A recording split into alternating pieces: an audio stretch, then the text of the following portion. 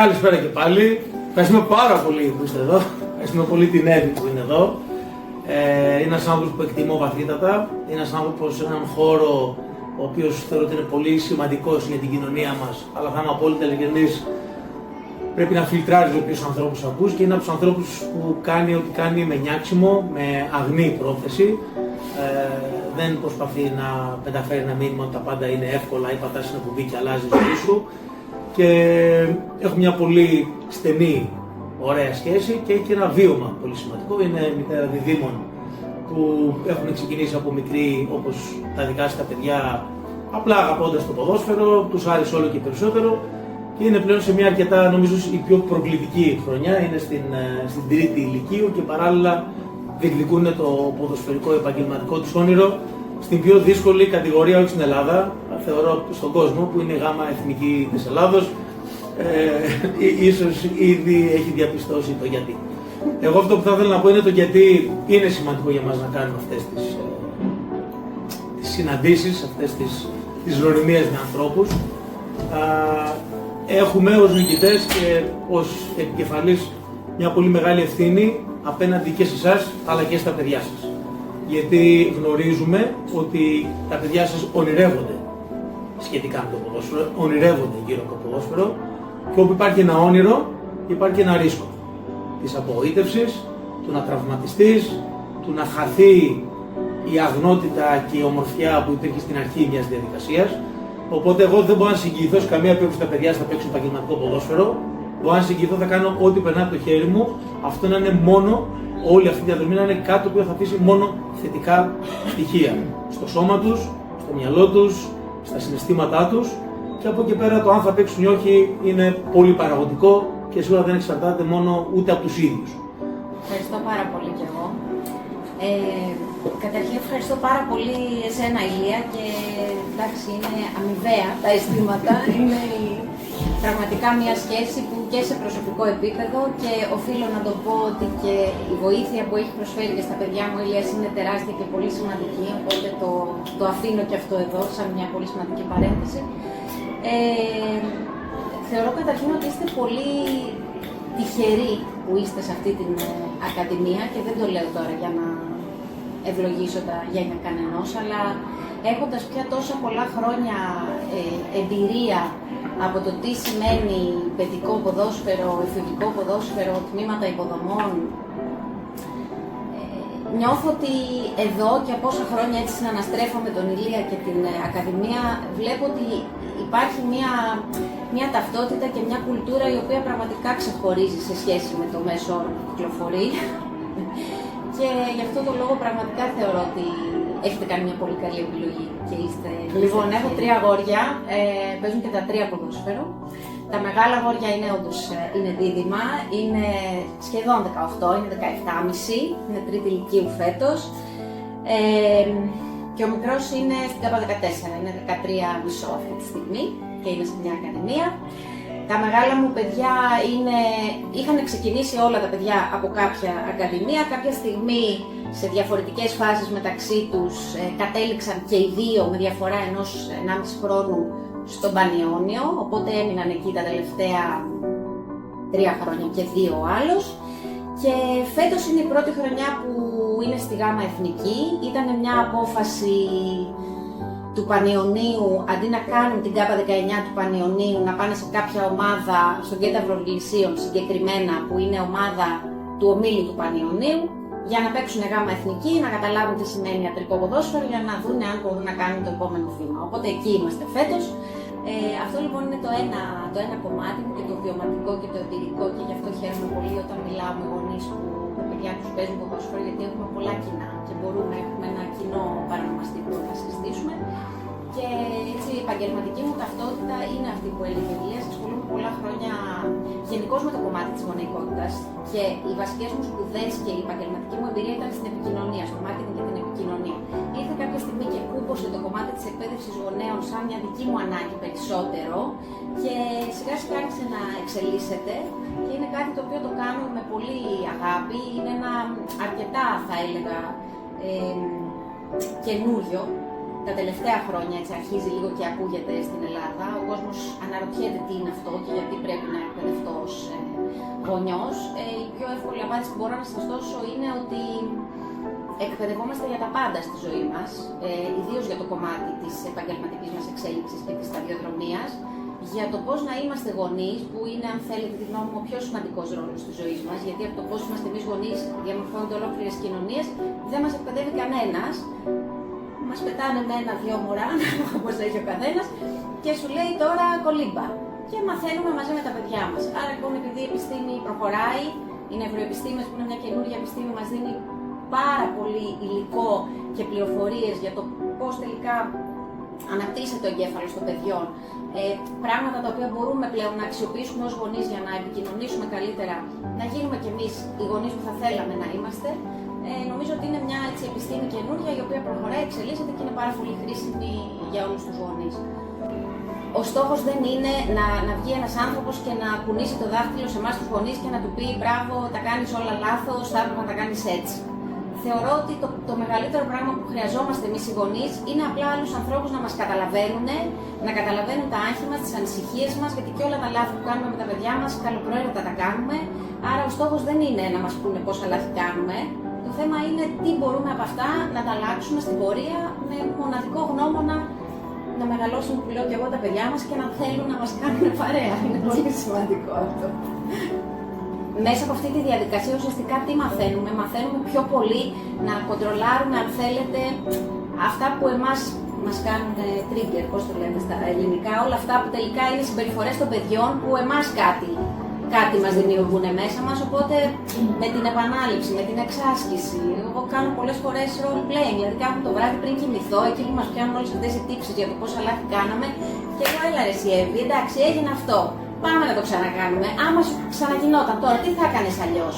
Και το κάνω πραγματικά role playing και είμαι πιο έτοιμη για την επόμενη φορά. Δηλαδή υπάρχουν εργαλεία και τεχνικές για να βελτιώνουμε την καθημερινότητά μας εμείς. Και έχει αποτέλεσμα. Θεωρώ ότι όλοι τελικά γινόμαστε γονείς και μη συνειδητά κουβαλάμε τα δικά μας τα βιώματα. Κουβαλάμε το πώς μας μεγάλωσαν εμάς. Και είτε θέλουμε να μοιάσουμε στους γονείς μας, είτε δεν θέλουμε, αν δεν δουλέψουμε με τον εαυτό μας, το ίδιο αυτό αναπαράγουμε. Οπότε είναι χρήσιμη αυτή η δουλειά με τον εαυτό μας, θεωρώ. Αλλά αλλάζουν πράγματα, γιατί κακά τα ψέματα σε πάνε τα πράγματα από μόνα τους και σε βάζουν σε μια διαδικασία να αλλάξεις και εσύ μέσα σου και χωρίς να το θέλεις. Τι εννοώ με αυτό? Ότι ενώ λες εντάξει, είμαι cool, τελικά αγχώνεσαι.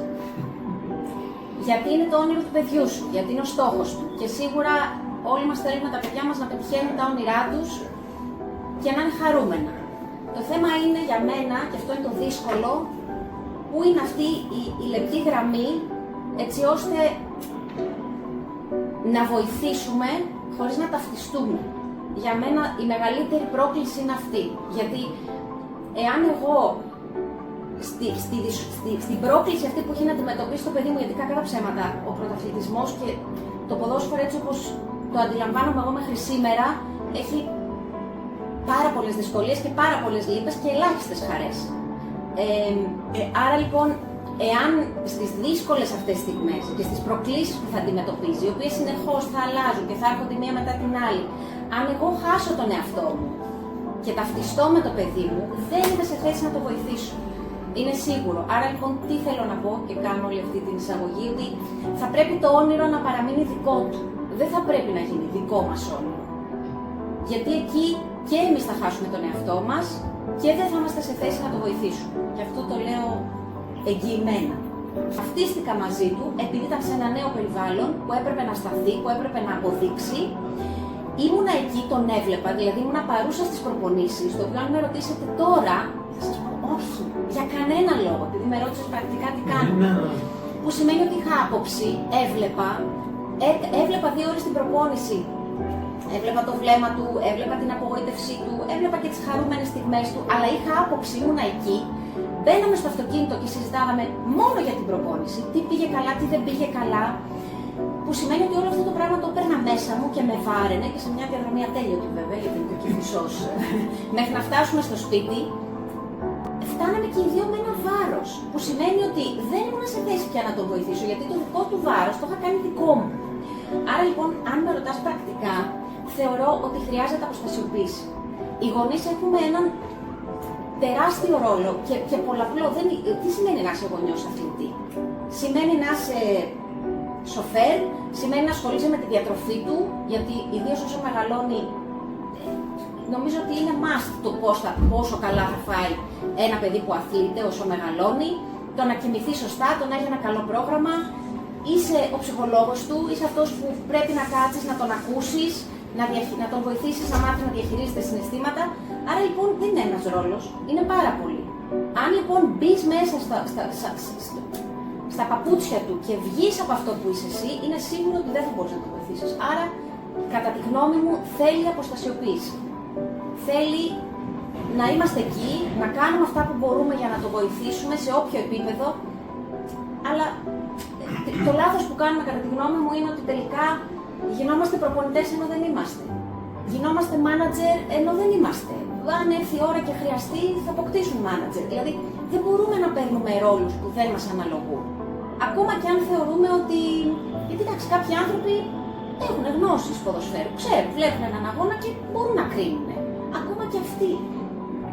Για να το συνδέσω με αυτό που έλεγα πριν, νομίζω ότι αν καταφέρουμε εμείς να κρατηθούμε στο δικό μας κέντρο, έχουμε πολύ περισσότερες πιθανότητες να μπορέσουμε να το βοηθήσουμε.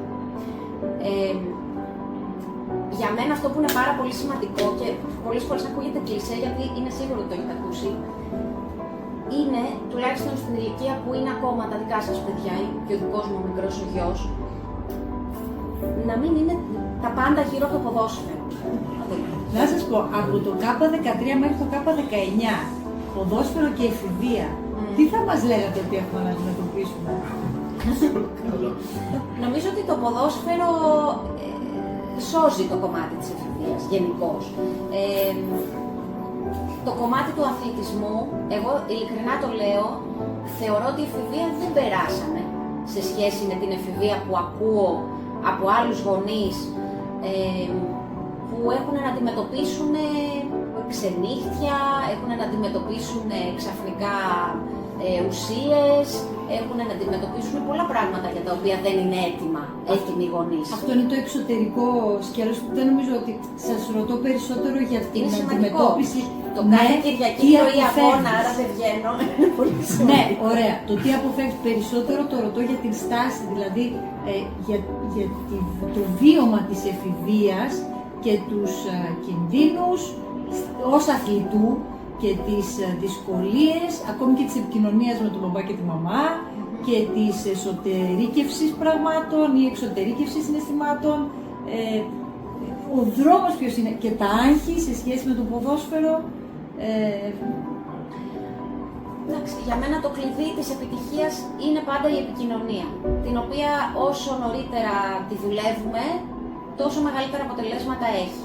Κακά τα ψέματα, η εφηβεία είναι μια φάση στη ζωή όλων μας που τα παιδιά ξαφνικά ξυπνάμε μια μέρα και λέμε εντάξει, αυτό δεν είναι παιδί μου, είναι άλλο παιδί. Συμβαίνει σε πάρα πολλά σπίτια, είναι μεταβατική φάση, τα παιδιά κλείνονται στον εαυτό τους, αλλά είναι μέρος της διαδικασίας και μέρος του να ανακαλύψουν τη δική τους ταυτότητα, τα δικά τους όρια. Λέμε πολλές φορές δοκιμάζω τα όρια μου. Δεν δοκιμάζουν τα δικά μας όρια, τα δικά τους δοκιμάζουν, απλά εμείς το παίρνουμε προσωπικά. Αν λοιπόν έχουμε χτίσει μια καλή γέφυρα επικοινωνίας με τα παιδιά τα προηγούμενα χρόνια, ακόμα και όταν κάνει τον κύκλο του όλο αυτό, κάποια στιγμή ξαναέρχονται τα πράγματα σε μια ισορροπία και νομίζω ότι γεφυρώνεται πάλι το χάσμα. Ενώ λοιπόν μέχρι το καλοκαίρι μου λέγανε okay, τι να κάνω, δηλαδή, ποια κατεύθυνση να πάω, τι να δώσω, χαμένη ρε παιδί μου, γιατί εγώ θέλω να παίξω μπάλα. Μου είπατε να σπουδάσω. Βλέπω ότι τώρα, 5-6 μήνες μετά, κάπως οριμάζει τελικά για το μυαλό, εκεί που δεν το περιμένεις. Και το λέω ειλικρινά, επειδή δεν ήταν ποτέ τα παιδιά μου, τα παιδιά που θα σου έλεγαν ρε παιδί μου, θέλω να δω και αυτό, θέλω να κάνω και κάτι άλλο, θα με ενδιέφερε. Ήτανε μπάλα, πρωί, μεσημέρι, απόγευμα, βράδυ. Και τώρα αρχίζουν πια και μου λένε, ξέρεις τι, να δω αυτή τη σχολή, να δω και εκείνο, να δω πώς θα μπορώ να το συνδυάσω, να το κουμπώσω. Οπότε, να που έρχεται και αυτή η ώρα και το λέω με χαμόγελο και με χαροποιεί, που αρχίζουν και προβληματίζονται και μόνοι τους τελικά. Άρα το γεγονός ότι εμείς τελικά δεν ρίξαμε ποτέ όλη αυτή την πίεση στο όχι, πρέπει να βγάλεις. Ακούω πολλές φορές και με στενοχωρεί από γονείς ότι αν δεν βγάλεις 18 και πάνω, τέρμα η μπάλα. Εγώ δεν συμφωνώ. Θεωρώ ότι καταρχήν είναι λάθος να είναι τιμωρητικό το να κάνεις ένα άθλημα. Θα έπρεπε να τους λέμε μπράβο. Θα βγει και λάθος αντίδραση από παιδιά. Ναι. Έτσι. Δηλαδή, τι θέλουν, να κάτσουν σπίτι, ας πούμε, να διαβάσουν μία ώρα και μετά να είναι στο PlayStation ή οπουδήποτε. Για μένα είναι 1000 φορές καλύτερο η συνέπεια να έχει να κάνει, ας πούμε, με τις οθόνες, που είναι ένα τεράστιο μέρος της ζωής των παιδιών πια, παρά με το δεν πας προπόνηση. Γιατί κακά τα ψέματα δεν φταίει το ποδόσφαιρο. Οι οθόνες φταίουν. Σίγουρα. Οι οθόνες φταίουν. Και παραπάνω, ας πούμε, υποχρεώσεις, και παραπάνω προνόμια και παραπάνω υποχρεώσεις. Αυτό είναι κάτι που, αν μπει στον τρόπο ζωής τους, ότι έχω και αυτές τις υποχρεώσεις, δηλαδή έχω αυτές τις παροχές, γιατί είμαι σε αυτό το τμήμα, άρα πάω προς το στόχο μου, αλλά έχω και αυτές τις υποχρεώσεις, μπορώ να τις κάνω ευχάριστα ή τις κάνω και συχτηρίζω. Βλέπεις λίγο, δηλαδή σε πάει και λίγο το παιδί, γι' αυτό λέω ότι είναι και θέμα λίγο της ιδιοσυγκρασίας του κάθε παιδιού, αν τελικά μπορεί ή δεν μπορεί. Και παράλληλα να καταλάβω ότι κάνω κάτι που αγαπάω, δεν σημαίνει πάντα ότι αγαπάω αυτό που κάνω.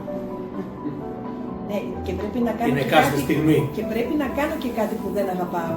Για να στηρίξω αυτό που αγαπάω. Δηλαδή είναι όπως τα μαθήματα του σχολείου, που ναι, εγώ γουστάρω πολύ τα μαθηματικά και μου αρέσουν κτλ. Αλλά την ιστορία τώρα ποιος την. Ναι.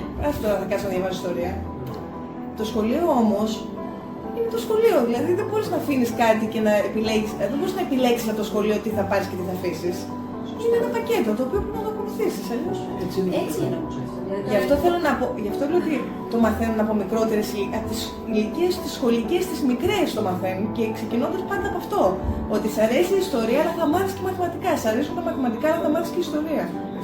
Θεωρώ ότι είναι πολύ παραδοτικό όλο αυτό. Έχει να κάνει με την οικογένεια, όπως αναφέρουμε, και κάτι να πούμε τις φιλίες. Έχει να κάνει με πολλά πράγματα. Σίγουρα.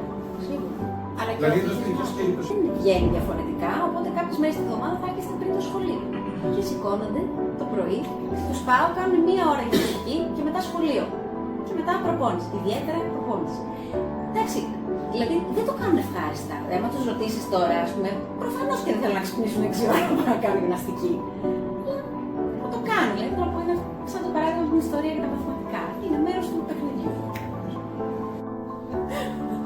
Η αλήθεια είναι ότι ο αθλητισμός πλέον, όχι τόσο στην Ελλάδα, αλλά γενικότερα στην Ευρώπη, είναι μια βιομηχανία η οποία οτιδήποτε και αν σπουδάσεις, υπάρχει τρόπος να συνδυάσεις τη σπουδή αυτό από νομικά μέχρι κατασκευαστικά, μέχρι management, οικονομικά, ανάλυση, μαθηματικά, τα πάντα συνδυάζουν. Οπότε το να έχεις χτίσει μια εκπαίδευση γύρω από αυτό μπορεί εύκολα να το συνδυάσεις και να κάνεις κάτι το οποίο να συνδυάσεις και 2 ταλέντα σου ενδεχομένως. Το αθλητικό γιατί κάθε παιδί, κάθε άνθρωπος έχει σίγουρα παραπάνω από ένα ταλέντο. Όλοι έχουν και το δικό τους το ψυχοκοινωνικό, να το πούμε. Δουλεύουμε το Πανιόνιο και σου λένε ότι ξέρετε τι, θέλουμε να προτείνουμε επαγγελματικό συμβόλαιο και στα 2 τα παιδιά. Και στα δικά είναι 60 ώρα μεγάλα και κάνετε ένα συμβούλιο οικογενειακό, περιχαρείς ότι ήρθε στιγμή τώρα να γιορτάσουμε και σου λένε ξέρεις τι, μπάστα τελικά, ξενέρωσα, θα γίνω TikToker. Και έχεις επενδύσει χιλιόμετρα, χρόνο, χρήμα, διακοπές που θυσιάσατε και γυρίσατε στην Αθήνα για να κάνουμε προετοιμασία και να μαγειρεύω το κοτόπουλο με τα ζυμαρικά και τη σαλάτα και βλέπεις το παιδί εκεί που όλο αυτό έχει η ώρα της δικαίωσης, σου λέει μπα, άστο τελικά, δεν θέλω. Νομίζω ότι ο μόνος τρόπος είναι αυτό που ξαναγυρνάω σε αυτό που λέγαμε στην αρχή, να μην κάνεις το όνειρό τους δικό σου όνειρο. Για μας το α και το ω τι είναι, να είναι τα παιδιά μας καλά, να είναι ευτυχισμένα και να είναι και υγιή, το βάζω πρώτο το υγιή. Άρα λοιπόν να είμαστε χαρούμενοι με όλες τους τις επιλογές. Και αυτό που έλεγα πριν, να μην μας ορίζει το ποδόσφαιρο. είναι απλά μέχρι μια ηλικία ψυχαγωγία, είναι αθλητισμός που είναι πολύ βασικό. Όταν αυτό ξεκινήσει και γίνεται πιο σοβαρό και παίρνει άλλες διαστάσεις, παραμένει ένα δικό τους όνειρο. Προφανώς και αν κάποια στιγμή έρθει αυτή η ώρα, είναι ένα σοκ για όλο το σύστημα, γιατί έχει μάθει να πορεύεται με αυτό, αλλά όλα θέλουν διαχείριση. Τι μας άφησε τελικά αυτή η πορεία, αφού δεν μας άφησε το συμβόλαιο και τα... Τι θα μπορούσα να πούμε, τι άφησε τελικά αυτό στα παιδιά και στην οικογένεια, δεν ζούμε στα παιδιά. Θα βάλω πρώτα τα ωφέλη. Για μένα είναι τεράστια τα ωφέλη του αθλητισμού και τα ωφέλη του ποδοσφαίρου συγκεκριμένα, γιατί με αυτό έχω πορευτεί ως γονιός και αυτό ξέρω. Δεν ξέρω από πού να το πρωτοπιάσω. Είπα πριν, είναι συναισθηματικό σχολείο. Μαθαίνεις τι σημαίνει ομάδα, μαθαίνεις τι σημαίνει ένας για όλους, όλοι για έναν. Σημαίνει τι σημαίνει ευθύνη, τι σημαίνει διαχείριση συναισθημάτων, τι σημαίνει, δηλαδή ορίζεις την ταυτότητά σου, τη φτιάχνεις μέσα από το γήπεδο και μέσα από την ομάδα. Άρα για μένα μόνο ωφέλη έχει, όπου και να φτάσει. Οπότε πορευόμαστε μαζί με τα παιδιά μας, σαν μέντορες θα πω, με όλους αυτούς τους ρόλους που έχουμε οι γονείς. Δεν κάνουμε το όνειρό τους δικό μας, ούτε ζούμε μέσα από αυτό. Και όσο φτάσει, όπου πάει. Τα στηρίζουμε και μέχρι εκεί που πάμε. Και μέχρι εκεί που θέλουμε. Και αυτό. Εκεί που θέλουμε βασικά. Αυτό θέλουμε. Ναι. Okay. Αν με ρωτήσεις τώρα αν θα έκανα κάτι διαφορετικό, δεν θα έκανα κάτι διαφορετικό. Γιατί νομίζω ότι όλα έρχονται στην ώρα τους. Ναι, συμφωνώ ότι πρέπει να είμαστε alert. Με ποια έννοια? Να βλέπουμε πράγματα. Αν θεωρούμε ότι το παιδί μας, ας πούμε, δεν περνάει καλά, υπάρχει θέμα με τον προπονητή, υπάρχει θέμα με άλλους συμπαίκτες του. Εννοείται να είμαστε εκεί και αν χρειαστεί να μιλήσουμε για να το βοηθήσουμε, αλλά μέχρι εκεί, σε αυτό το επίπεδο, το να μπούμε σε μια διαδικασία να προσπαθήσουμε να κάνουμε τα πάντα για να γίνουν όλα πιο γρήγορα, για να παίξει το παιδί μας ποδόσφαιρο, θεωρώ ότι είναι ανώφελο. Και η εμπειρία μου μέχρι τώρα, επειδή κακά τα ψέματα, για να μιλάμε και ειλικρινά, είναι ένας χώρος, δεν είναι πεντακάθαρος, να το πούμε αυτό. Εντάξει, οκ. Δεν ξεσχωνίζουμε και κάθε μέρα. Εντάξει. Ούτε μια φορά το μήνα. Λοιπόν, ξέρουμε πώς λειτουργεί το σύστημα σε πολλά επίπεδα.